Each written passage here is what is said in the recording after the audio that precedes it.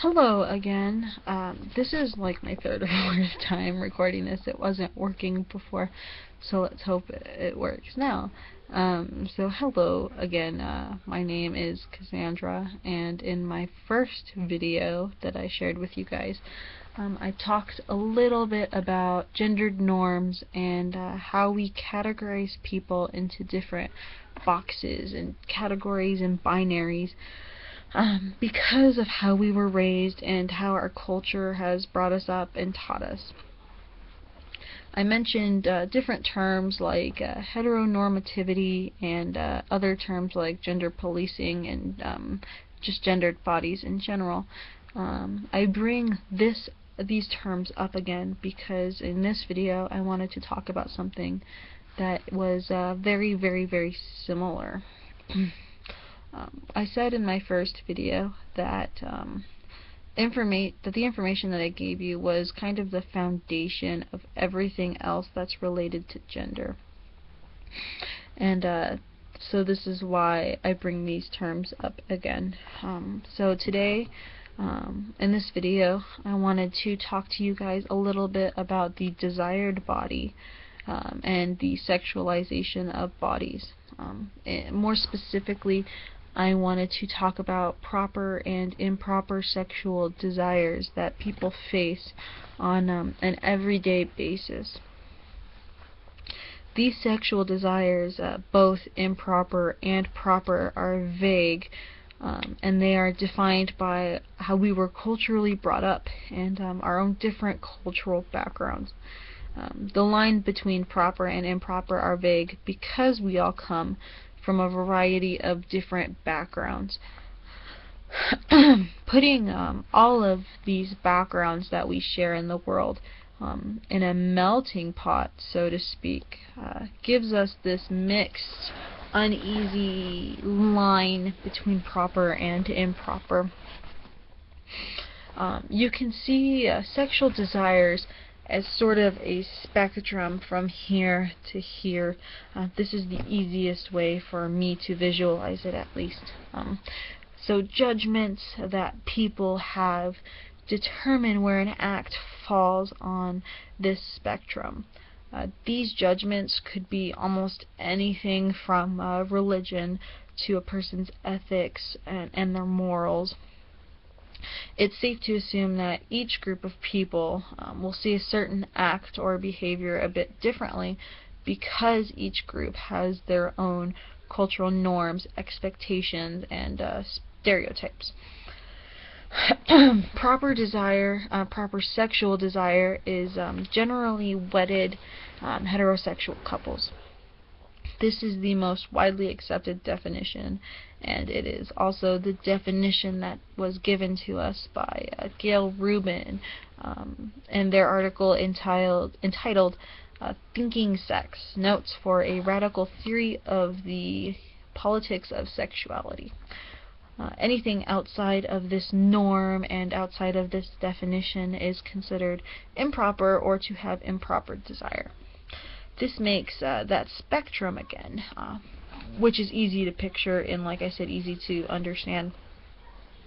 I would say that it is normal for a heterosexual man to have more access to stray from their proper desire to act improperly, probably more than any race, gender, or sexuality out there in our world.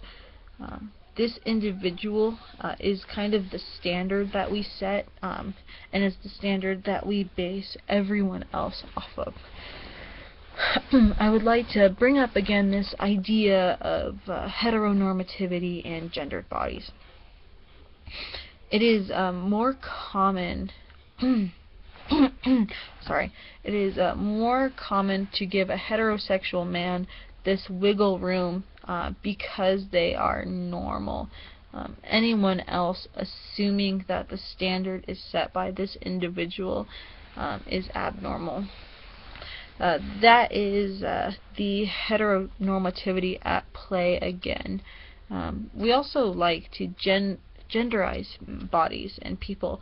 Men, for example, are given more room to experiment and stray from their proper desires because of the common saying, boys will be boys. We categorize them, we gender them as being it's just in their nature to act this way. Therefore, we disregard the improper desires that they may act or participate in. All of this, proper and improper desires, are socially constructed by us and our societies. We use this spectrum to try to understand our own world a bit better.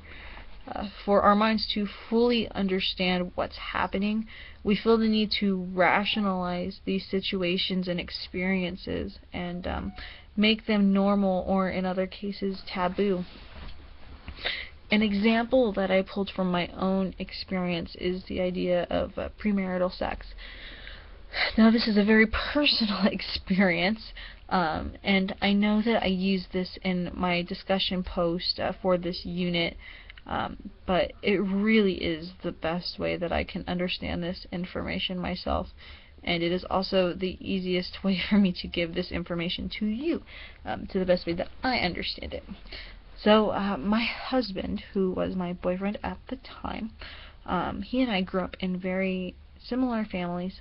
We each shared the same values and the commitments and morals and ethics, but we were also very different. Our families were super divided on the topic of premarital sex. As I reached adulthood and I still lived with my parents, both my mom and my dad had no worries or no anger. They didn't really care about him staying over at our house or staying overnight. They gave us the talk and knew as long as we were being safe, there was really no issues. My husband's family, being extremely religious, saw premarital sex as a bad thing, and it scared them a bit.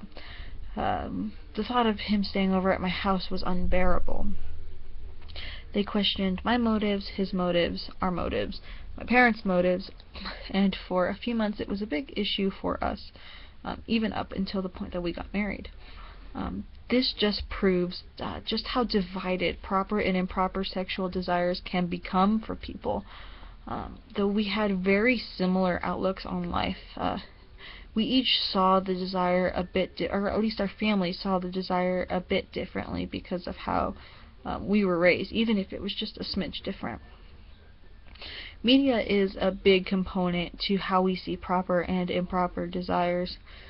In any everyday life, we see a lot of heterosexual, gendered people, and we're constantly reinforced that this is normal.